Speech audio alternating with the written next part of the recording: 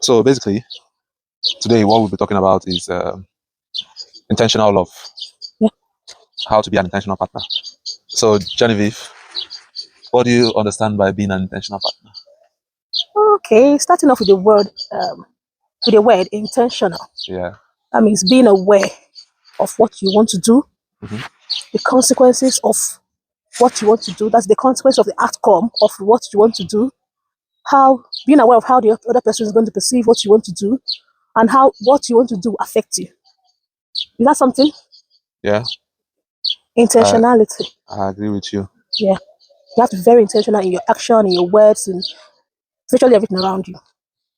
So, intentional love is loving as you would want to be loved. That's good. That's good. That's good. That's good. You put me on the hot one there, Jess. Oh my, Jess, stop it, stop it. You are the host. I I'm, said, I'm, I'm only the subordinate, but sometimes. I said, let me pick your brains for a minute. And you know we are in the worst place for you to want to pick my brain. Like I'm relaxing. You're relaxing. I'm relaxing, guys. Well, so for me, I feel you've said everything. You hit the nail right on the head. For me, being intentional is just being conscious, Conscious, yeah. making conscious efforts Yeah. to get to relay what you want out of something you're having with somebody. In the case of a relationship, being intentional in a relationship and being an intentional partner is making conscious effort to make sure that that relationship grows. A solid relationship doesn't happen by accident. It doesn't. It takes So two intentional people. Or just can I say one intentional person? the thing there is one intentional person, yes, but then it now becomes a toxic relationship. Yeah, it's unfair. It's not fair, right? Yeah, it's not fair on the One other person person. shouldn't bear the burden. Yeah, one person shouldn't bear the brunt of the relationship, because if one person bears it, then it weighs that person down, and what we call relationship sickness begins to set in. Jess, relationship signals that That's the talk for another day. We'll get to that.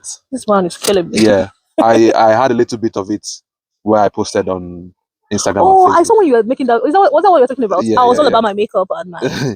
So we'll talk about that later on. Later on, but for being an Later. intentional partner means making conscious efforts, and there are so many ways which two people can make conscious effort.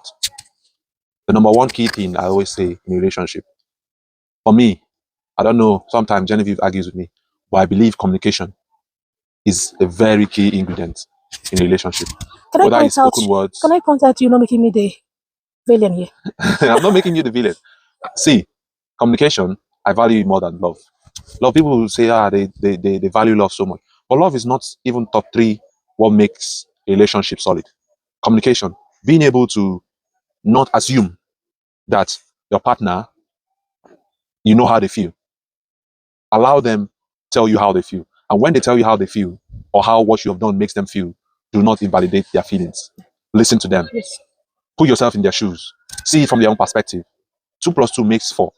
3 plus 1 makes 4. Just 5 minus 1 makes 4. I'm with you. can I add something? Go ahead. I agree. I agree with Jesse 100%.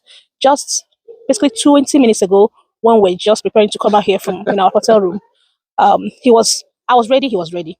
Then I said, "Let me check out some of the pictures we took." And as I was checking them out, I was also waiting for him because he said he was going to book our reservation for the spa thing. So in my mind, okay, I'm waiting for Jesse. And Jesse in his mind, okay, I'm waiting for Genevieve. And we sat there just on our phone until I spoke. I'm like, Jess, hurry up now. The son, we need the son to do this. We want to shoot this, we want to have this talk show here. And you were like, no, I'm waiting for you. Yeah. Communication. It's key. Honestly. Yes. I totally agree. You shouldn't just make assumptions. Assumptions. Don't live on assumptions. No. Talk about, speak up. Oh, babe, the way you spoke to me the other day, I didn't like it. Oh, the way you passed and you stepped on my foot, I didn't like it. Oh, the way you even looked at me the other time, I didn't like it. Why did you look at me that way? Why did you say that? Why did you sound that way? You know? Yeah. Communicate. It helps. It solves 99.9% of the problems in marriages and relationships and friendships. Yeah. Yeah. It solves problems. And while we are in communication, I want us to also look at something that comes off from communication. When you're communicating, you should know how to communicate. Do not communicate maliciously. Yes. Do not communicate in such a way that makes the other person feels bad. Do not communicate in a way that rubs guilt off on the other person. That's true.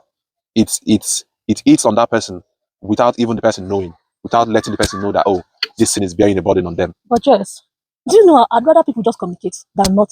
Communicate anyhow you want. I'd rather you just say it out, even if it's very malicious. It might get them from point 1 to point 2 than saying, oh, I don't want to hurt her feeling. Oh, I don't want him to see me this way. Oh, I don't want to be a bother. Well, And that's not actually what I'm saying. What I'm saying is, you want to say this thing, you hurt me or you nipped me.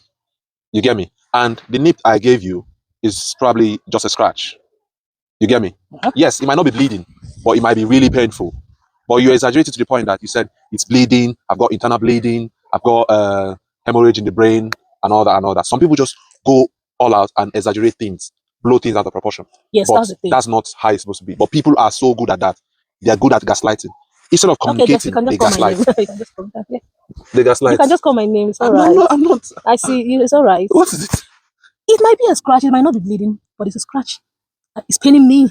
And the person has definitely said, oh, I'm sorry for that. I'm sorry for that. I thought someone fell into And the person might just say, I'm sorry for that. So you shouldn't just exaggerate things or make people feel too bad.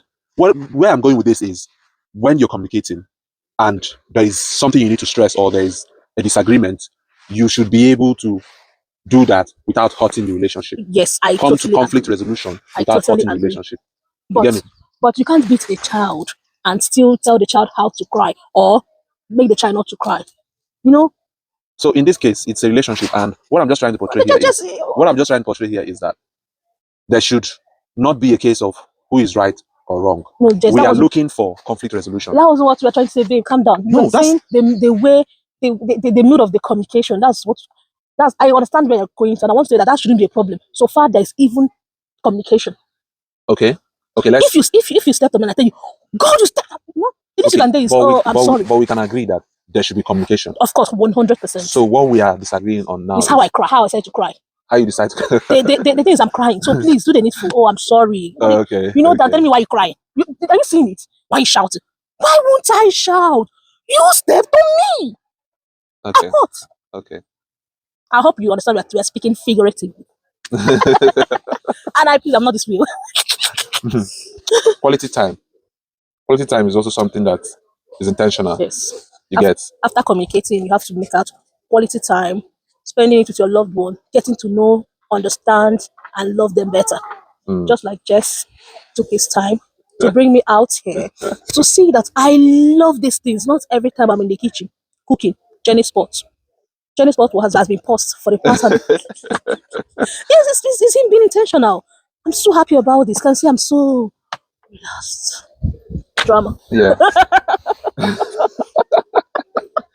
So quality time, I can't overemphasize that. I can't stress that enough. Yeah. It's not even about doing things that get you spending money.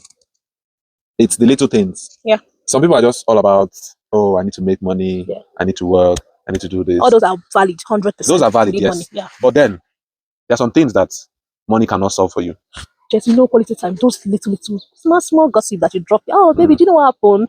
I didn't say you guys also go to other people, but all those small gist. Those little you stay things. with your partner, and having leg massage, sipping your favorite drinks, massaging their waist, massaging their heads, anything. massaging their back, showering together, washing their back, scrubbing their back while they shower. All those things. So lovely. The times when you're off work, you can just lounge in bed, just relax, watch a movie together. Like Genevieve, she likes to do content. I do content with her. It makes her happy. It makes me so happy. And I cook for him. Lovely meals. Okay, that's your bribe. Yeah, everybody have their own. So quality time is something that is very intentional, and it brings us down to love. Some people say, "Oh, I love this person. I love this person," but then, do you really love that person? For me, I always disagree with people when they say love is a feeling. I've always maintained the fact that love is a commitment. It's a choice. You have decided to love this person, whether things are good or things are not so good. In the not so good, I do not mean in the aspect of violence or if you're being toxic to your partner or if you're being disrespectful. No. I mean in times like things that are unforeseen. Like for example, challenges, a loss of job, a loss of a loved one in the family, how you can be there for them, health, childbirth, child loss, all those things. They are part of things that aren't going so well. So how you love these people through these changes matters. Even in childbirth, even in times when they are changing, you get, you're married to someone or you start dating someone, they are petite, and from nowhere they start gaining weight, probably due to the lifestyle they are living, Yeah. or due to the country they now live, or due to childbirth, or due to the medication they are taking, Yeah. or due to the Anything can diet they are trigger now anything. Just be put on. nice, be kind. So it's now left for you to say, okay, I'm committed to this person. Yeah. So loving the person through the good days and through the hard days is what makes love really, really count Yes. in a relationship. Other than that, it's like in top 10 things, I'll put it in number 6 or number 7. But today I'll put it in number 4. Yeah, I totally agree with Jess. You just have to be a kind human. So that is it for being intentional. That's what I have to say. So we're urging everybody to please be intentional about your partner, about yourself. Remember, you can't give what you don't have. Exactly. You can't give what you don't have. You must love yourself first before it can be extended to your partner, your children, your neighbors, your friends. Self-love first. So be intentional about yourself so that you can be able to love the people around you and be intentional about loving them. That's it, Jess. All right, thank you. Like you heard us say, communication, communicate effectively, do not be malicious. Yeah. Conflict resolution, not hurting relationship, quality time, love. And remember, intentionality is about being conscious. No solid relationship happens by accident. Yes. You have to put in work. Thank you.